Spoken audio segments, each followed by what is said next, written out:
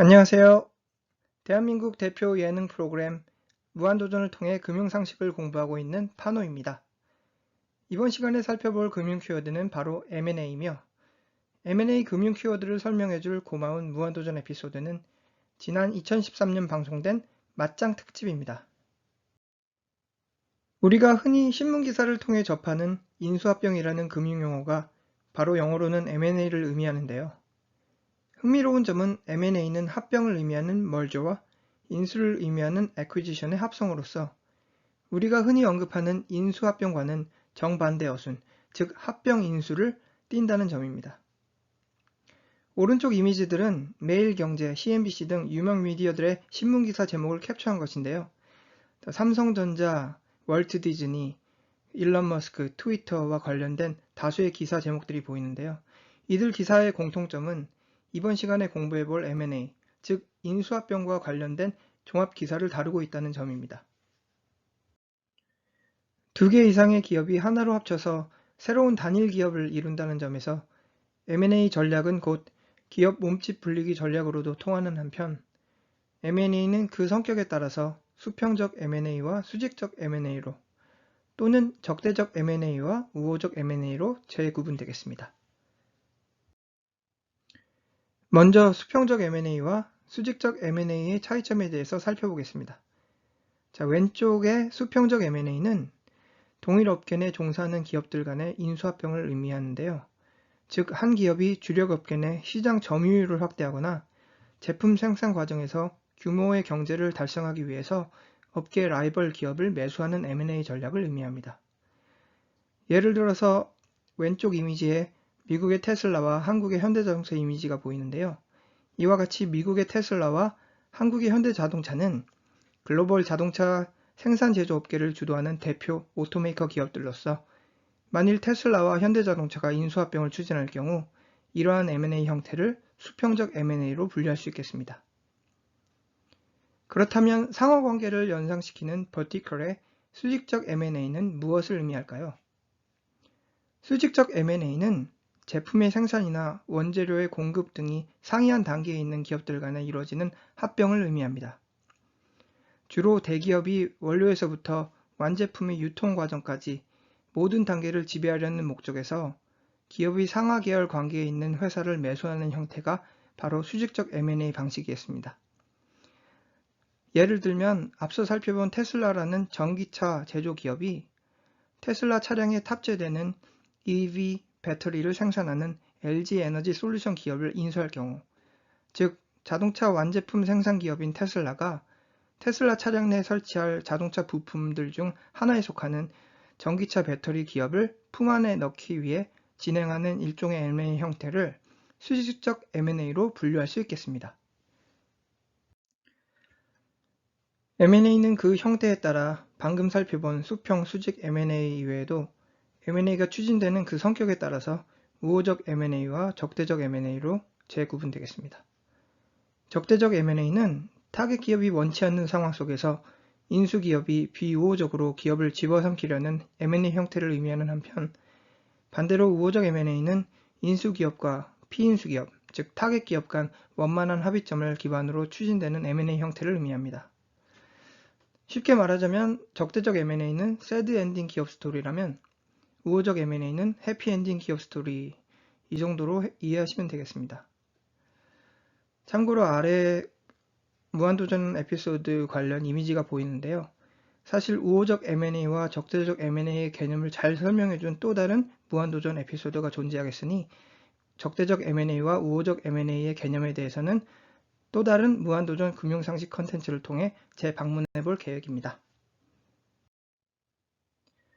앞서 설명드린 대로 일반적으로 M&A는 수직적 M&A와 수평적 M&A 또는 우호적 M&A와 적대적 M&A 둘 중 하나의 형태로 분류되기 마련이겠으나 흥미롭게도 최근 미국 주식시장을 떠들썩하게 만들고 있는 일론 머스크의 트위터 기업 M&A 시장 이벤트는 우호적 M&A와 적대적 M&A 성격을 동시에 띠고 있다는 점에서 매우 유니크한 면모를 시사합니다. 예를 들면 일론 머스크와 현재 트위터 기업을 이끄는 파라그 현 CEO 간에는 팽팽한 신경전과 대립관계를 연상시키는 적대적 M&A 면모를 발견할 수 있는 반면에 오른쪽에 트위터 공동 설립자이며 트위터 대주주로 군림하는 잭과 일론 머스크는 오랜 기간 서로에 대한 존경과 칭찬을 아끼지 않는 긴밀한 우호관계를 유지해왔다는 점에서 또한 우호적 M&A 면모를 찾아볼 수 있는 매우 흥미로운 트위터 M&A 스토리이겠습니다. 자, 지금부터 본격적으로 금융 키워드 M&A 인수합병 컨셉을 잘 설명해주는 무한도전 맞짱 에피소드를 함께 살펴보겠습니다. 한자리에 모인 무도파. 세대 차이로 갈등에 휩싸이게 된 무도파는 내부 분열 상황을 맞이하게 됩니다. 결국 정준하, 박명수, 유재석으로 이루어진 오비 무도파와 정영돈, 노홍철, 하하로 이루어진 YB 무도파로 분열된 무한도전 멤버들. 오비 무도파와 YB 무도파는 본격적으로 맞짱 대결을 벌이기 위해 조직을 키우기로 결정, 총 8명의 추가 조직원 후보들을 맞이하게 됩니다. 이들 8명의 추가 조직원들로는 ASAP 김영철, 여의도 권집사 권오중, 마포 꿀주먹 데프콘, 설해마을 꼬요 김재동, 길 가르시아 길, 평창동 매생이 윤종신, 시흥동 돌고래 하림, 그리고 연희동 꼬지리 조정치로 구성됩니다. 정영돈, 하하, 노홍철로 구성된 원조 YB 무도파는 이후 윤종신, 김재동, 길, 하림이 합류하면서 기존 3명에서 7명으로 몸집이 늘어난 YB 무도파를 만들게 됩니다. 정준하, 유재석, 박명수로 구성된 원조 오비 무도파 역시 권오중, 조정치, 김영철, 데프콘을 선발함으로써 기존 3명에서 7명으로 몸집이 늘어난 오비 무도파를 재형성하게 됩니다. 최고의 조직원을 선발하기 위해 치열한 공방전을 펼친 오비 무도파와 YB 무도파. 결국 오비 무도파는 조직검사 그룹으로, YB 무도파는 콩밥천국 그룹으로 황골탈퇴하면서 본격적 무한도전 맞짱 대결전에 그 화려한 서막을 올리게 됩니다. 7명으로 늘어난 YB 무도파와 오비 무도파는 이후 다양한 경쟁 이벤트를 펼치면서 서로의 무도파가 더 우월함을 과시하게 되는데요. 오른쪽 비디오 영상 자료에서 보시다시피 6명이 탑승한 경합차를 한 명의 머리로 끌어당기는 대결 이벤트 역시 이번 무도 맞짱 특집에서 펼쳐진 M&A 전략, 즉 3명에서 7명으로 무도파 몸집을 늘린 전략이 추진되었기에 가능했던 흥미로운 대결 상황이라 해석할 수 있겠습니다. M&A 또는 인수합병이라는 단어가 다소 딱딱한 경제용어로 다가오실 수 있겠지만 사실 우리는 어렸을 때부터 이러한 M&A 상황을 몸소 경험해왔습니다. 어린 시절 집 앞 놀이터에서 무궁화꽃이 피었습니다. 술래잡기, 오징어 게임 등 다양한 놀이를 하기 전에 편을 가르거나 술래를 정하는 과정에서 빈번히 진행되었던 가위바위보 게임. 비록 이번 무한도전 맞짱 특집에서는 가위바위보를 통해 진 무도파 일원들은 거침없이 탈락하는 형태로 진행되기는 했으나 일반적으로 가위바위보에서 이긴 사람은 해당 게임에 유리한 친구를 자기 편으로 모셔올 수 있게 되었죠.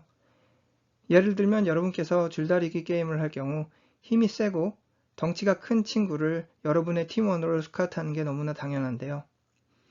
이처럼 가위바위보에서 승리하는 여러분의 상황을 실제 금융시장에 고스란히 대입하면 매력적 타겟 기업을 향한 M&A 경합전에서 승리하는 기업 상황으로 재해석할 수 있겠습니다. 그리고 M&A 경합전에서 이기기 위해서 높은 M&A 프리미엄 가격을 지불한 기업은 이후 시너지 효과를 이끌어냄으로써 기존 M&A 전략 추진에 대한 타당성을 시장과 투자자들에게 어필하게 됩니다. M&A에 대한 실제 성공 기업 사례를 간단히 살펴보겠습니다. M&A 시너지 효과를 톡톡히 창출해낸 성공 기업 사례로 월트 디즈니를 손꼽을 수 있겠는데요. 다음 기사에서와 같이 14년 임기 기간 동안 다수의 전략적 M&A를 통해 미키마우스 캐릭터 기업을 아이언맨, 스타워즈, 데드풀 캐릭터 제국으로 성장시켜낸 월트 디즈니의 전설적 CEO 밥 아이거. 다음의 차트는 지난 2005년 2월 월트 디즈니 CEO 취임 이후 밥 아이거 경영지휘와 추진된 핵심 M&A 전략들과 각각의 전략적 M&A를 통해 창출해낸 월트 디즈니 연매출 실적 지표를 정리한 그래프입니다. 밥 아이거 취임 당시 연매출 200~300억 달러였던 월트 디즈니를 14년 임기 기간 동안 연매출 700억 달러 이상의 성장 기업으로 창출해내는 쾌거를 이룩하게 되는데요.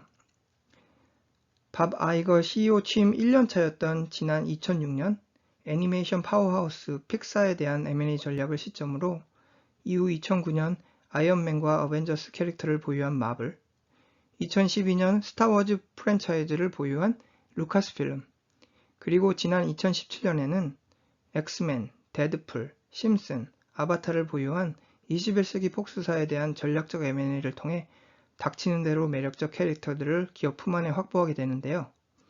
이는 마치 무한도전 맞짱 에피소드에서 최정예 조직원들을 확보하려 애쓰던 OB 무도파와 YB 무도파의 움직임을 연상시키고 있습니다.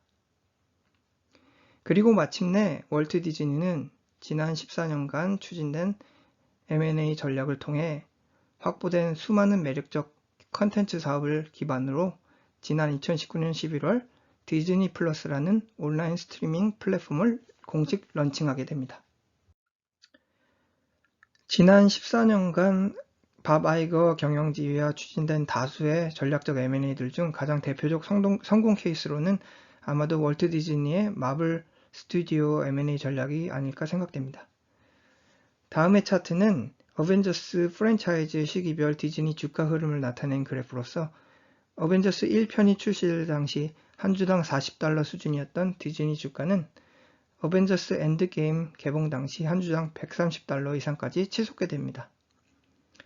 어벤져스 효과로도 대변되는 디즈니의 대박 M&A 성적표는 마블 브랜드 가치 상승을 통해서도 재입증되겠으니 지난 2009년 당시 디즈니가 40억 달러의 기업 품에 안게 된 마블은 현재 무려 530억 달러 이상의 기업 가치를 창출하고 있는 것으로 집계 분석됩니다. 그리고 밥 아이거가 디즈니 CEO직에서 물러나기 직전에 추진한 또 하나의 메가톤급 M&A는 바로 월트 디즈니와 21세기 폭스사의 인수합병 건이었습니다. 이미 마블 스튜디오에 대한 전략적 M&A로 어벤져스를 포함한 대부분의 마블 캐릭터들을 확보해낸 월트 디즈니는 21세기 폭스사 M&A를 통해 데드풀, 엑스맨, 울브린, 판타스틱 4 같은 슈퍼히어로 캐릭터들을 추가로 확보함으로써 진정한 마블 세계관의 발판을 마련하게 되었습니다. 왼쪽 차트에 보시면 빨간색 원형 그래프에 표시된 마블 스튜디오 캐릭터와 하늘색 표시로 된 21세기 폭스사 소속 마블 캐릭터. 따라서 지난 2017년 밥 아이거 CEO직 상황에서 추진되었던 전략적 M&A를 통해서 월트 디즈니는 이들 대부분의 마블 캐릭터를 한 지붕 안에 확보하는 쾌거를 얻게 된 상황이죠. 다음 차트는 밥 아이거 임기 기간 내 월트 디즈니 주가 흐름과 같은 기간 내 미국 주식시장 대표 벤치마크 S&P 500 지수 흐름을 종합 비교한 차트입니다. 밥 아이거 리더십의 월트 디즈니는 550% 이상의 주가 상승세를 달성, 같은 기간 내 250% 상승한 S&P 500 지수 성적표를 월등히 능가했으며 이러한 이유에서 왜 시장과 투자자들은 M&A 인수합병 대표 성공 사례로 월트 디즈니와 밥 아이거 리더십 사례를 손꼽는지 그 이유를 쉽게 유추해 볼 수 있겠습니다. 자, 결론입니다. 이번 무한도전 맞짱 에피소드에서와 같이 조직을 키우기 위해 조직원들을 합류시키는 행위를 고스란히 비즈니스에 접목시킨다면 결국 기업은 주력 사업 분야 내 시장 선점을 위해 동종업계 라이벌 기업들에 대한 전략적 인수합병을 통한 기업 몸집 불리기 전략을 구사하게 됩니다. 마치 3명으로 시작된 각각의 OB 무도파와 YB 무도파가 이후 전략적 M&A를 통해 7명으로 조직을 키운 전략이 곧 실제 비즈니스 업계에 추진되는 인수합병 전략을 통한 기업 몸집 불리기 전략과 일맥상통하겠습니다. 앞으로 M&A라는 금융 키워드를 접할 때마다 무한도전 맞짱 에피소드에서 YB 무도파와 OB 무도파가 어떻게 조직의 몸집을 불렸는지 연상하시면 그 의미를 쉽게 기억하실 수 있을 것이라 생각됩니다. 이상으로 국민 예능 프로그램 무한도전을 통해 살펴본 M&A, 인수합병 개념 정리였습니다. 감사합니다.